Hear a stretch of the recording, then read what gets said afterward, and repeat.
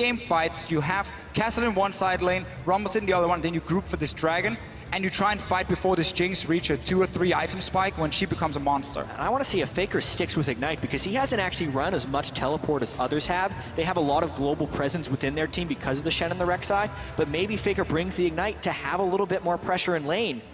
Feels like he's going to be sticking with that summoner spell. This works almost with KOO and against them. Everything's slow in the beginning, but when they love to fight, that's when SKT is going to want to fight as well, right in that mid game. It is going to be explosive once we get out of the laning phase. I cannot wait to see what comes from game one.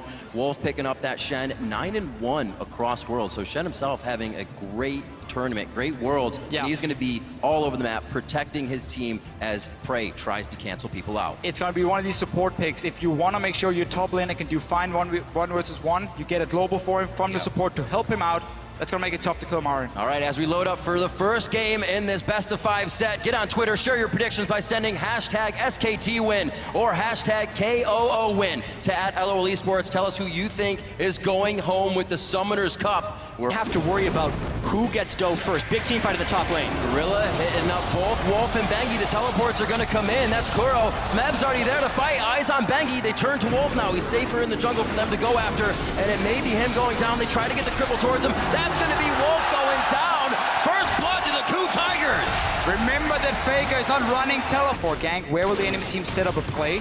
They knew, okay, there's a big wave pushing. Our top laner needs help. 4 members go down and assist him. Make sure he can push it out. SKT though is Faker's level 6 here. That's an 80 carry left alone on top side. Prey in a real bad spot, and he hopes to get on his knees and do just that. Stays alive a little bit longer. Can Faker get the final hit? Here comes Gorilla. Should be able to pick it up, but it goes to Prey.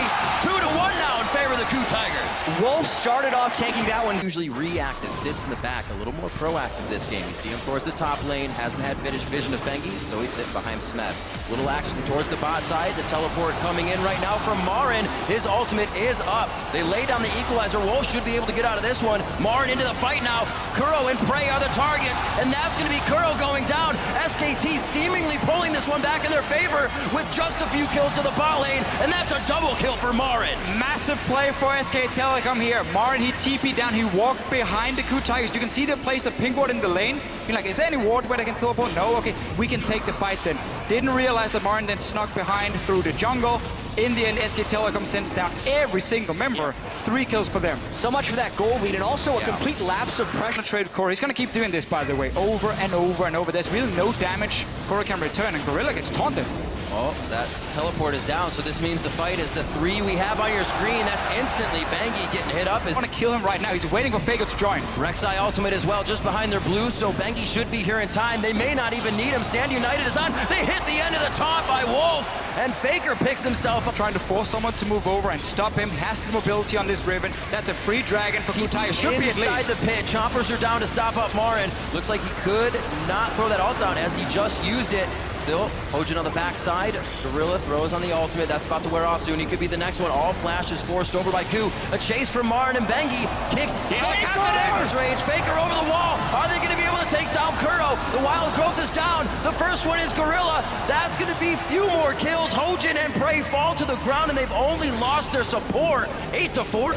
Looks like Rek'Sai coming in. We just saw Bengi use his ultimate just below the team. They're all going to be there. Bengi gets hit back. He's going to be able to turn around now. They have Prey in the perfect spot, and they take down Prey. They take down Gorilla, and it's just chaos for KOO. They cannot find the right positioning. A double kill as well for Bang. Prey was caught out of position. He didn't know if he should flash over the wall or flash into his own team, but the fact he was caught out there meant he had to run and not deal damage. Suddenly, SK Telecom can just chase, get the kills. And people keep getting funneled into either a Marin Flame Spitter or a Faker flank. It's making it pretty safe on Faker, and now they're baiting the Baron. Smeb about to get smushed. The harpoon does not hit, but they get the smite down, and the flame spitter will cook him just. In this case, the only person he really has to worry about is Smeb getting a flank. But if SKT's the one starting the fights, they don't have to worry about those things, and Prey instead had to run from Equalizer, casting, and everything else. Home guard Stand United onto Smeb. He may be able to fight back here. Kuro gives him a very early wild growth that doesn't pop anybody up. Still is using it to get out of the fight instead of in. SKT They got is Prey running again. down the lane. Hojin can't even help on the outside right now. Somehow, KOO gets out, only losing Prey. No, there goes Hojin.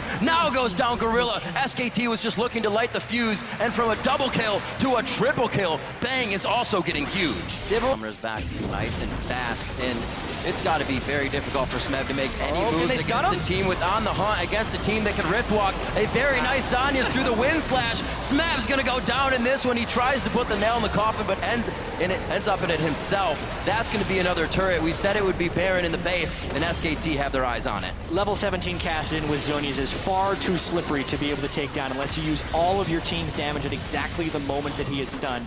KOO tried to bait the side lane brush right there, which is a popular play while you were behind. Faker, you could tell, was kind of waiting for it with the way he juked side to side near the brush where KOO was waiting. And it's SKT who gets the last one. Well, you have to deal the maximum amount of damage, but there's also so many ways you can die at the same time. Here's one of them. Marin throws the equalizer down. They're able to split from the red carpet, trying to get back into their own base. The Zanya's on Faker, makes Prey take one step too close, but he is able to get out with the wild growth. Eyes on to Smev now. Everybody actually focused that. Gorilla's able to come back in, but only hits Faker, and it leaves the backline completely open. KOO and Prey fall immediately, using both summoners that they can. Teleport still up for KOO, but it wouldn't have helped anyways. SKT could not stop chasing KOO. KOO could not fall back fast enough. Prey kited his heart out, but it wasn't enough. SKT used Zonies properly, ran down the fight, and they'll win the game. That's going to be SKT earlier than what their longest game would be. That was 43-30. They put a stop to that. It's a 42-minute game one. SKT is 2 wins away from the Summoners Cup.